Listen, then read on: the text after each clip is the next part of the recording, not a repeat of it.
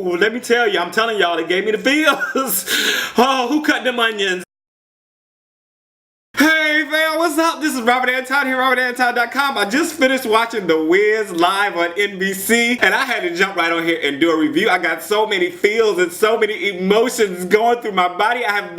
This was such a great show. For one, we know The Wiz, if you have not seen the full show before, it's a great show. I have seen snippets, I've seen clips, I've seen celebrations, I've seen live, all kinds. I saw the 40th anniversary thing. I'll put a link for you guys to some of the original people up somewhere, but I have never seen the full show throughout, and even watching this, I think we got the streamlined version, because there were some things that were cut, like the Wiz sings Home, I think, at one point, or no, he sings If You Believe. The tornado dance was a lot shorter, so there was some stuff that they really streamlined. Some of the dance breaks were shorter and whatnot. It actually came in with commercials. Everybody complained about how many commercials, but let me tell you, especially after NeYo sang, I'm gonna get to that, but I needed some of these commercials.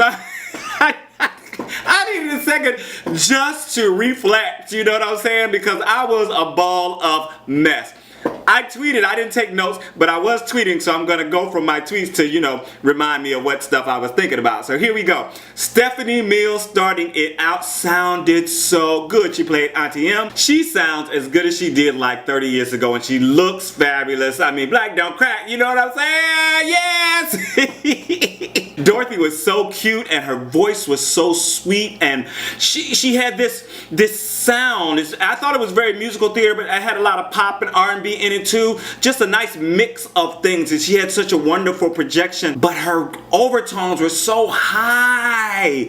I mean, I was like, this girl can probably sing all the way to the sky. I was waiting for her to do like some Minnie Riperton or something, but she had also some tastes of some young Stephanie Mills in there.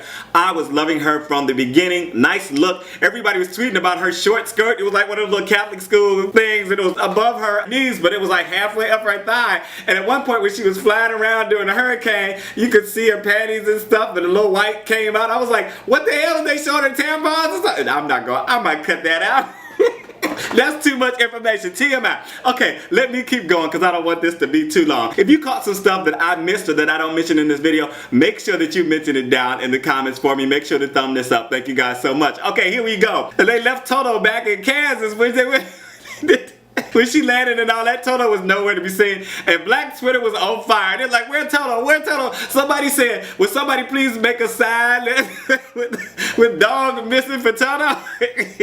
That was pretty funny. And how about the crows? When we got to the crows, they was hitting the nay-nay. I was like, they started doing all the like modern dances and stuff like that. And one thing about the Wiz at the time, it was supposed to be like the modern type music, you know, the modern dances, and they really modernized things. They put in certain words and stuff. They did a lot of strange talking, you know, black folk talking and whatnot. So it was very good to see, you know. She pulled out the iPad at one point, you know, so it was all very much updated, and I was very much enjoying it. When the Scarecrow came down and did that dance and started flipping and sang, that boy reminded me so much.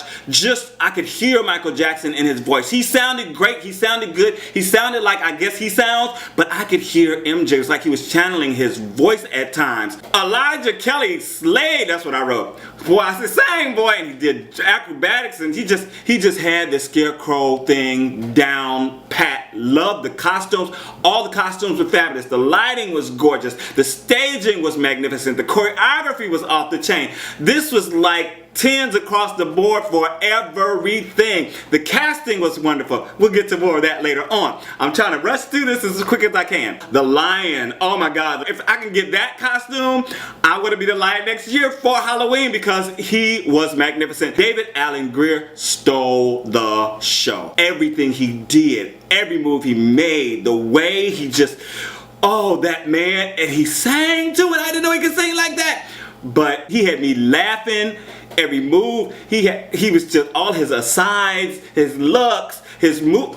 Even his back was turned. I was like, oh my God, he stole the scene stealer. You scene stealer. So then Be a Lion is my song, y'all. And when there is a place we'll go. Oh Lord. When she started singing it, I was waiting. I was listening. I wanted to find any little thing to be like, she ain't doing it right. She transported me. And I loved it. And then David came in and, oh, it was just It was mind-boggling. It was beautiful. I was transported. I've never seen the Poppy sequence before on live stage, okay? I've never seen it, and it was so good and so funny and so sensual, but like all these great undertones and stuff of sex and all that.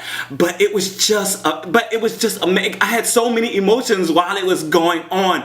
It was great, handled very well. And David Allen Grier with that growl and that lip tremble was just, like I said, he stole the show. I was hollering when he was doing that. I mean, then they did it and then they cut out. I was just like, oh my God. I needed a commercial back then. The Emerald City, okay, Common's not an actor, so he did an okay job. But when they walked into the Emerald City and them kids was Vogue, I was like, oh. And then what do I see? Deshaun Wesley was up in there and I was like, you know what? He probably choreographed this section. I don't know for sure, but I am definitely going to ask. I was just so excited. I was like, oh my God, there's Deshaun. They was voguing back, baby. They was giving you all, and I was just like, giving me life. Just giving me life, I'm telling you. Deshaun, he was on America's Best Dance Crew with the Vogue group, for Vogue. I didn't really watch the show, but I remember he was on there with it. But I worked with him on something else like last year or the year before last. So everybody on Twitter was talking about, oh, there's all black show.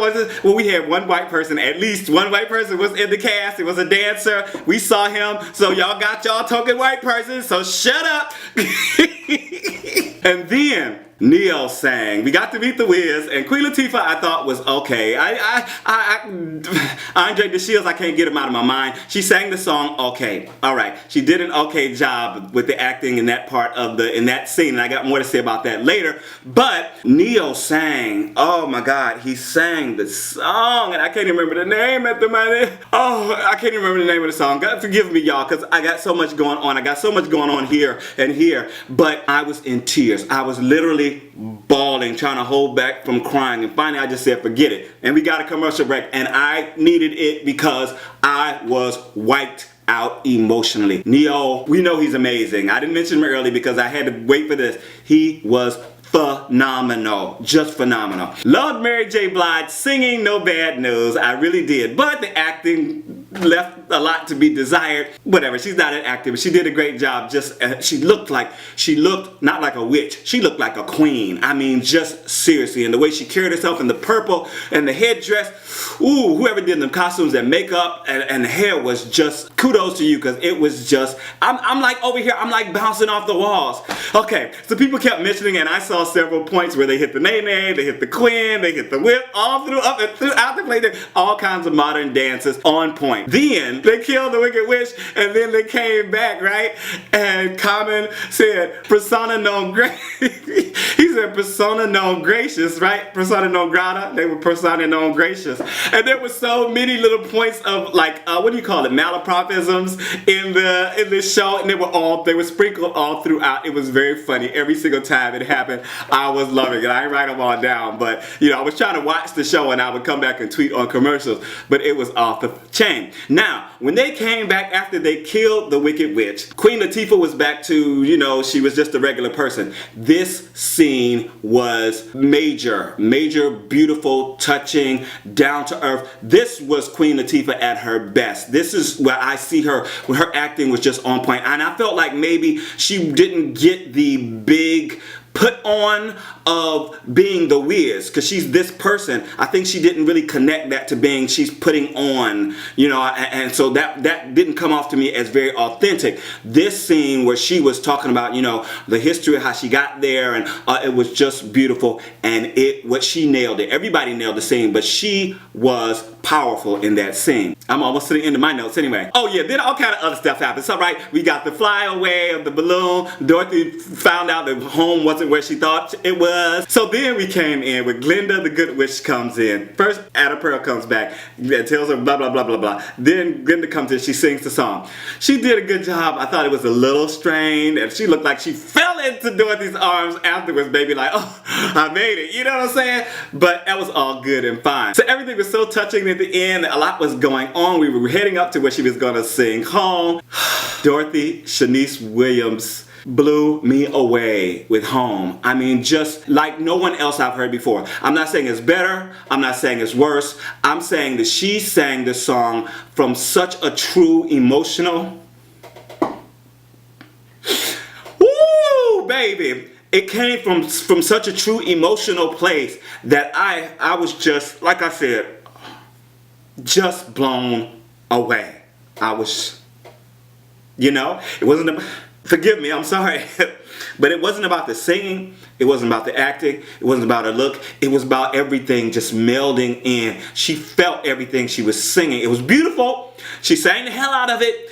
She didn't overdo it. She didn't give all the melismas and the runs, but she sang from her heart, and I was touched. Let me tell you. Y'all can see I was done. I'm just, okay.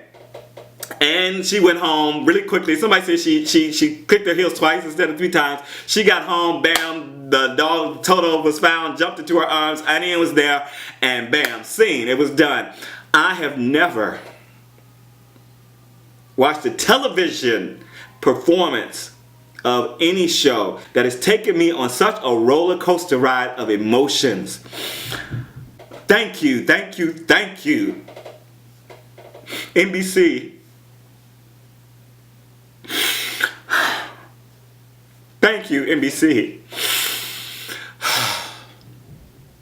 Man, there's no place like home. Yeah, all right, I'm out. Peace.